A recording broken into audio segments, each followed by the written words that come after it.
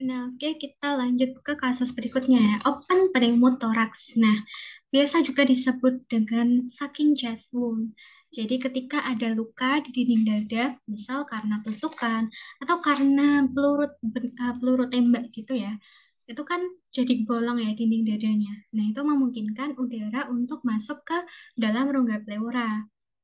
Nah, soalnya udara yang ada di luar, di atmosfer, itu kan lebih tinggi daripada yang ada di dalam kavum pleura. Nah, otomatis akan terjadi aliran udara dari luar ke dalam.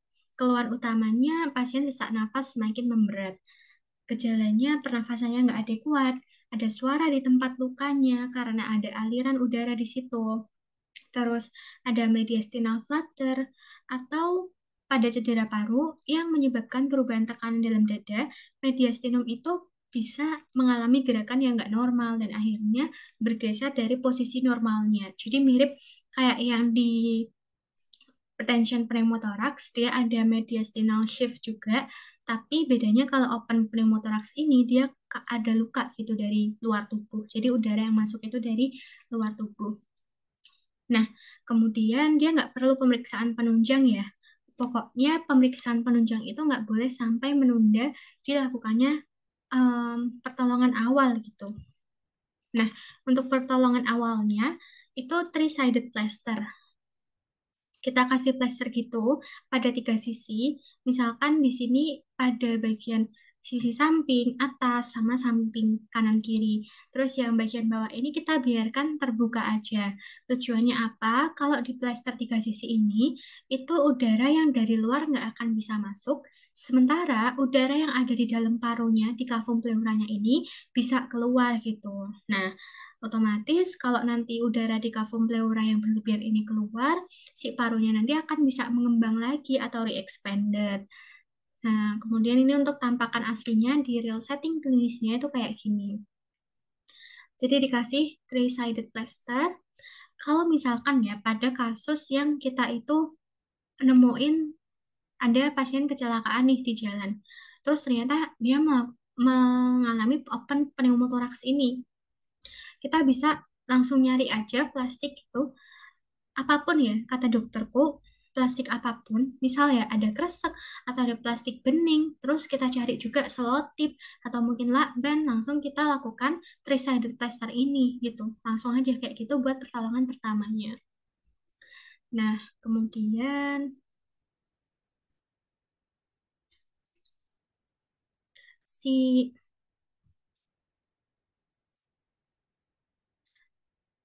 kok gini ya? Ya, berarti bentar-bentar. Nah, intinya kayak gitu aja sih untuk yang open pneumothorax. Oh ya, untuk tata laksana definitifnya, itu kita langsung lakukan pemasangan chest tube di SIC 5 lineament axillaris atau linea axillaris anterior atau bisa juga pakai water seal drainage. Habis itu kita lakukan pembedahan juga. Nah, lalu ke kasus selanjutnya yaitu flail chest dan juga contusio paru. Nah, flail chest itu terjadi ketika dua atau lebih tulang rusuk patah di beberapa titik gitu. Jadi syaratnya harus itu ya, dua atau lebih tulang rusuk yang berurutan dan patahannya itu ada di dua titik. Sehingga menciptakan segmen rusuk yang tidak lagi terhubung secara stabil dengan tulang rusuk yang lain atau kerangka dada. Nah, akibatnya bisa terjadi paradoxical breathing gitu. Jadi segmen patahannya itu bergerak nggak sinkron dengan pernafasan normal. Nah, ini bisa menyebabkan kesulitan pernafasan, nyeri dada yang hebat. Terus, si flail chest ini, karena dia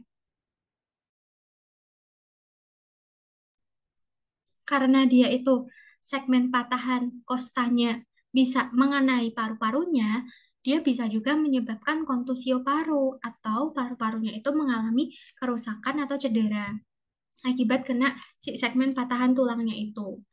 Nah, terus gejalanya juga sesak nafas, batuk darah, nyeri dada, pernafasan cepat. Lalu untuk tanda dan gejala dari flat chest ini ada gerakan paradoxical breathing, ada batuk berdarah. Nah, syarat flail chest tadi, fraktur kosta segmental terjadi pada dua kosta atau lebih yang berurutan. Pemeriksaan penunjangnya bisa ditunda. Asesmen dapat dari pemeriksaan fisik aja. Pertolongan awalnya dengan oksigenasi, intubasi jika perlu, terus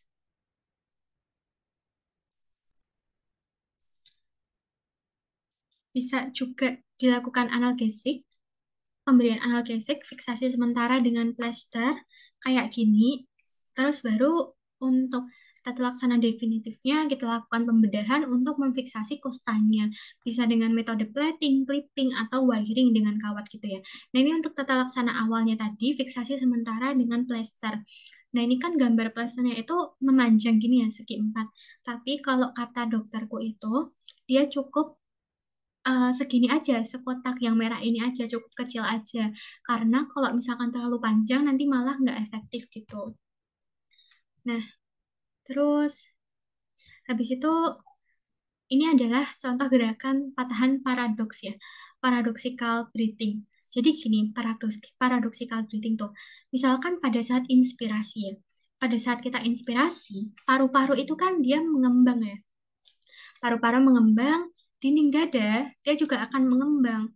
Rusuk-rusuknya ini itu kan harusnya mengembang ya ke arah luar gitu geraknya, seiring dengan pengembangan parunya. Tapi pada kasus paradoxical breathing, flail segmennya ini atau patahan rusuknya ini itu dia geraknya malah ke arah dalam, bukan ke arah luar. Beda sama yang lainnya. Kalau yang lainnya ini kan dia ke arah luar ya, barengan sama paru-parunya yang juga mengembang ke arah luar.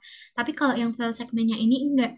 Nah, akibatnya gini, bayangin si paru-paru ini dia mengembang ya, gerak ke arah luar, ketemu sama segmen patahannya ini yang geraknya ke arah dalam. Jadi mereka kayak ciuman gitu.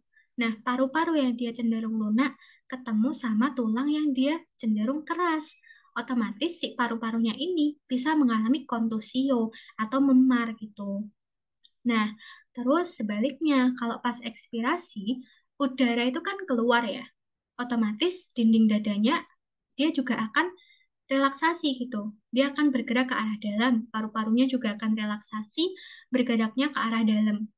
Sedangkan patahannya ini, dia malah gerak ke arah luar.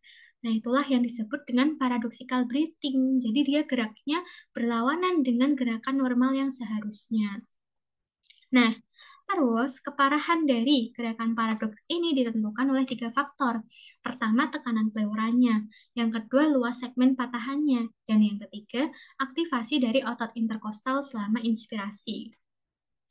Nah, terus si segmen patahannya ini bisa menyebabkan dampak negatif di pernapasan dengan tiga cara. Yang pertama, ventilasinya jadi nggak efektif karena akan ada peningkatan dead space, ada penurunan tekanan intratorakal, dan peningkatan kebutuhan oksigen karena ada luka nih di jaringan parunya. Kemudian yang kedua, dia bisa menyebabkan kontusio paru. Kontusio paru di daerah yang kena ciuman, dicium sama si segmen patahannya ini. Nah, akhirnya ada edema, perdarahan, bahkan bisa sampai nekrosis. Dia juga bisa mengganggu pertukaran gas dan mengurangi compliance paru. Lalu, dia juga bisa menyebabkan hiperventilasi dan atelektasis karena ada nyeri dari cedera tersebut. Nah, kalau misalkan ya kita mengalami nyeri, parunya ini mengalami nyeri, otomatis paru ini tuh bakal cenderung untuk nggak terlalu mengembang supaya nggak terlalu kena-kena banget nih sama segmen patahannya ini. Nah, otomatis udara yang bisa masuk itu nggak sesuai semestinya, volume tidalnya jadi berkurang. Nah, itu kalau misalkan volume tidalnya kurang, lama-lama udara yang ada di dalam habis, parunya kolaps deh, atelektasis gitu. Jadi mengkerut, jadi menciut. Nah, untuk tata laksananya, jelas harus berikan adequate ventilation pada si pasien. Oksigenasi, lebih disarankan yang non-invasive ventilation ya. Kalau misalkan gagal, baru invasive ventilation. Pain management, bisa dilakukan nerve blocks, epidural anesthesia, atau pulmonary toilet. Fluid management itu pasti ya untuk kasus trauma, kemudian stabilisasi chest wall. Ini untuk terapi yang definitifnya. Bisa dengan metallic wire, mesh, clipping, atau plating. Nah, kemudian kasus berikutnya adalah tamponade jantung. Tamponade jantung ini ada penumpukan cairan pada perikardial. Jadi kan ada si kavum perikardium ya. Dia tuh terisi oleh cairan, bisa eksudat, bisa transudat, atau bisa darah. Nah, kalau misalkan kasusnya perdarahan nih, misal akibat luka tembus pada jantung, misal pasiennya ditembak atau kena tusuk di jantungnya, kemudian atau pecahnya dinding ventrikel setelah serangan jantung, itu juga bisa. Nah, ini menyebabkan peningkatan volume perikardial yang cepat. Jadi intinya pada kasus gawat darurat itu, peningkatan sesuatu yang terlalu cepat itu bikin kegawat daruratan. Kalau di tension pneumotorak tadi kan peningkatan tekanannya terjadi terlalu cepat gitu. Kalau yang tamponade cordis ini peningkatan volume dari cairannya yang terlalu cepat. Nah, keduanya bisa menyebabkan kegawat daruratan. Faktor lainnya nih juga bisa kalau misalkan efusinya ini tumbuhnya lebih lambat. Biasanya pada kasus infeksi, terus penyakit autoimun, neoplasma, uremia, dan penyakit inflamasi lainnya. Nah, cairan perikardial yang dia terakumulasinya itu secara pelan, itu lebih baik karena lebih bisa ditoleransi daripada yang akumulasinya terjadi terlalu cepat gitu. Kayak yang luka tembus pada jantung atau pecahnya dinding ventrikel tadi. Nah, oleh karena itu, penyebab traumatis hemoperikardium, misal akibat luka tembus jantung atau pecahnya dinding ventrikel itu, dia cuma perlu volume yang kecil aja untuk menyebabkan ketidakstabilan hemodinamik. Kenapa? Karena pengumpulan cairannya itu terlalu cepat gitu. Nah, tuh. Kemudian si patofisiologinya ini gimana? Jadi nih biasanya di perikardium itu kan tetap ada cairan ya, tapi normal jumlahnya. Kalau terjadi akumulasi yang terlalu cepat, misal pada kasus luka tembus pada jantung atau pecahnya dinding ventrikel tadi habis serangan jantung. Nah, cairan yang ada di kavum perikardium itu akan menyebabkan ruang jantung terkompresi. Jantungnya nggak bisa relaksasi akhirnya. Sehingga venous return-nya bakal berkurang, filling dan cardiac output-nya juga akhirnya berkurang. Akhirnya terjadilah gagal jantung.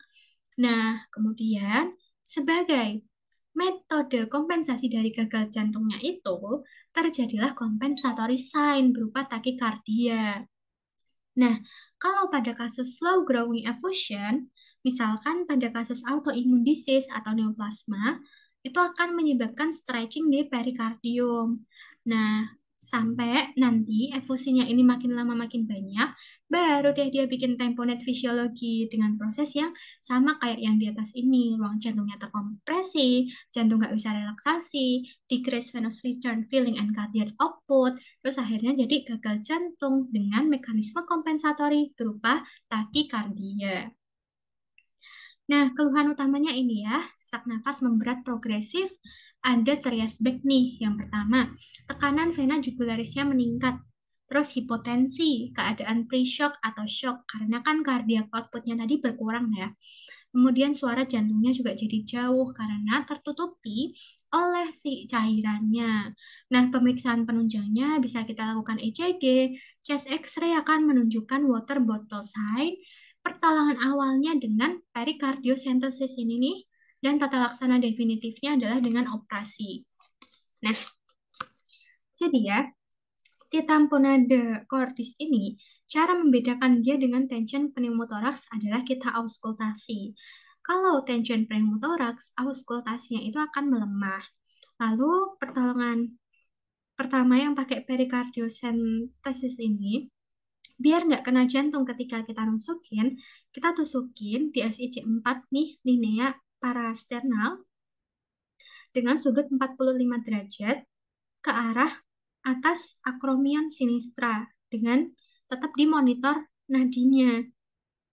Nah, terus kalau misalkan kita nusuknya terlalu dalam sampai kena otot jantung, si ujung jarumnya itu tuh bakal terasa gitu, ada denyutan gitu. Ada jantung yang mendorong si eh, atau menyentuh apa ya, kayak kita bisa ngerasain denyutan jantungnya gitu loh. Kalau misalkan si needle decompressionnya ini, pericardiosentesisnya ini terlalu dalam nusuknya ya. Tuh. Nah, kalau misalkan udah terlanjur kena otot jantungnya, bisa-bisa nanti terjadi ventricular fibrilasi. Makanya penting untuk melakukan perikardiosentesis ini sambil meraba denyut nadi. Karena kalau udah kena otot jantung dan udah jadi ventricular fibrilasi, nanti denyut nadinya akan hilang gitu. Terus kalau misalkan nih dia udah nembus otot jantung, bahkan sampai nembus ventricle. Nah, sebenarnya kalau misalkan nembus otot jantungnya tuh nggak terlalu bermasalah, karena otot jantung itu kan bisa kontraksi. Jadi tinggal dicabut aja gitu. Dan jantungnya nggak akan bocor. Tapi kalau udah kena ventricle nih, jarum itu otomatis bakal kedorong keluar dengan sendirinya. Karena tekanan yang ada di ventricle itu kan gede ya. Terus ada cairannya juga di situ. Nah, otomatis cairan dan tekanan yang ada di ventricle itu bakal mendorong si jarum kita untuk keluar dengan sendirinya. Nah, makanya kuncinya sambil kita lakukan perikardiosentesis ini, sambil kita aspirasi gitu, untuk mengetahui apakah lokasinya itu udah benar ataukah belum. Lalu,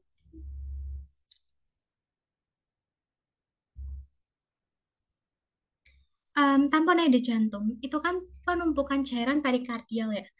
Eh, bentar kok balik lagi ya. Bentar ya. Nah, lalu setelah itu, tata laksana awalnya dengan oksigenasi, volume expansion, bed rest, with legs elevated untuk mempermudah pengembalian cardiac output-nya tadi ya. Terus tata laksana definitifnya, dengan needle pericardiocentesis, ada dua metode, traditional Larmer technique in a subxivoid window, atau point of care echo to guide needle placement in real time.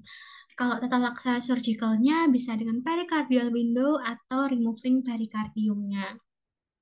Kemudian kita masuk ke kasus berikutnya, hematotoraks masif. Jadi ini adalah konsekuensi yang sering terjadi akibat cedera toraks traumatik, merupakan penumpukan darah di kavum pleura. Mekanisme cedera paling umum itu bisa karena cedera tumpul tadi ya, misal dipukul, terus berantem, memar gitu, jatuh, atau cedera tembus, misal pada kasus ditembak atau ditusuk pada struktur intra atau ekstratoraks yang mengakibatkan perdarahan ke dalam rongga dada. Nah, perdarahannya ini dia bisa berasal dari dinding dada, arteri interkostal atau arteri mamaria interna, bisa dari pembuluh darah besar kayak vena atau aorta, bisa dari mediastinum, miokardium, paru-paru, diafragma atau bahkan abdomennya. Akumulasi darahnya itu sebanyak lebih dari 20 cc per kilogram berat badan per jam dengan keluhan utama mirip kayak yang sebelum-sebelumnya, yaitu sesak nafas memberat progresif yang disertai dengan instabilitas hemodinamik, terus tekanan vena jugularisnya menurun, ada perkusi pekak hingga redup karena ada akumulasi cairan tadi ya, jadi perkusinya jadi pekak atau redup.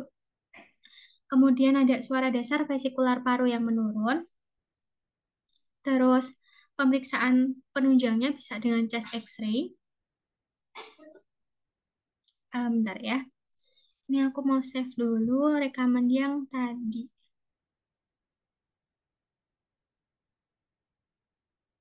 di Zoom. Oke. Nah, kemudian untuk pertolongan pertamanya, itu kita lakuin tata laksana untuk breathing dan juga sirkulasinya.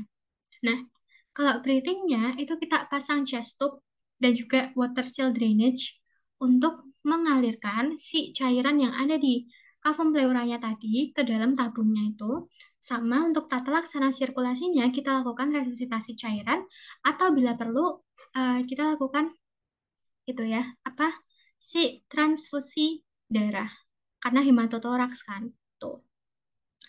Nah, ini untuk tadi kenapa tata laksana breathing sama sirkulasi? Ya karena masalah pada pasien di hematotoraks ini adalah pada masalah breathing parunya kolaps karena terdorong oleh cairan itu tadi dan masalah sirkulasi karena darahnya kan terkumpul di situ. Jadi jumlah darah yang bersirkulasi juga jadi berkurang, akan ada shock hipovolemik. Tuh. Nah, ini patofisiologinya ketika terjadi significant bleeding, yang jadi masalah adalah hemodinamik dan respiratori.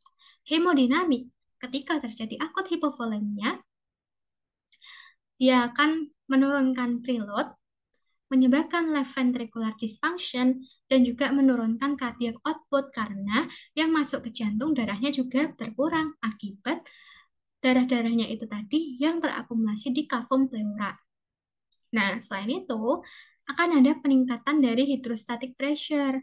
Nah, pressure yang ada di vena cava sama pulmonary parenchyma meningkat, menyebabkan gangguan di preload-nya, sama menyebabkan gangguan atau peningkatan pulmonary vascular resistance.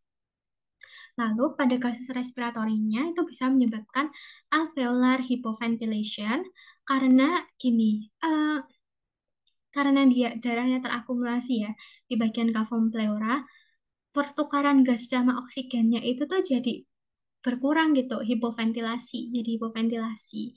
Terus akan terjadi ventilasi perfusi mismatch dan anatomic shunting. Pada akhirnya, semua hal ini akan menyebabkan tension hemothorax physiology atau darahnya tadi terlalu menekan.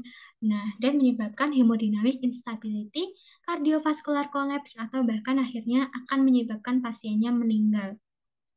Nah, ini untuk pemasangan chest tube tadi ya. Jadi, kalau pemasangan chest tube, itu kan dari SIC 5. SIC 5 kita buat insisi kecil di situ, pakai scalpel dan blade. Kalau udah, pakai klem, kita susur dulu untuk mendiseksi si rib, terus untuk menghindari juga si nerve sama vesselnya itu.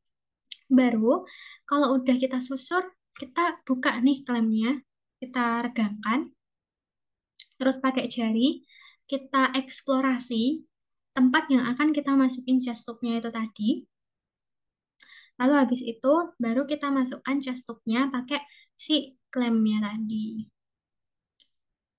Nah, terus ini untuk water seal drainage. Kalau udah dipasang chest tube, selanjutnya dipasang ke WSD supaya cairan atau udara itu bisa tertampung di sini ya. Nah, terus kalau water seal drainage ini ada macam-macam ya. Ada yang tipenya satu tabung aja, ada yang dua tabung, ada yang tipenya tiga tabung. Tergantung dari rumah sakitnya itu punyanya yang mana gitu. Nah, ini untuk referensi yang digunakan. Nah, mungkin cukup sekian dan terima kasih untuk thoracic trauma hari ini. Intinya pada thoracic trauma itu harus ditata laksana ABC-nya dulu. Terus yang kedua, kenali penyebab apa saja yang menyebabkan kegawat daruratan pada kasus thoracic trauma.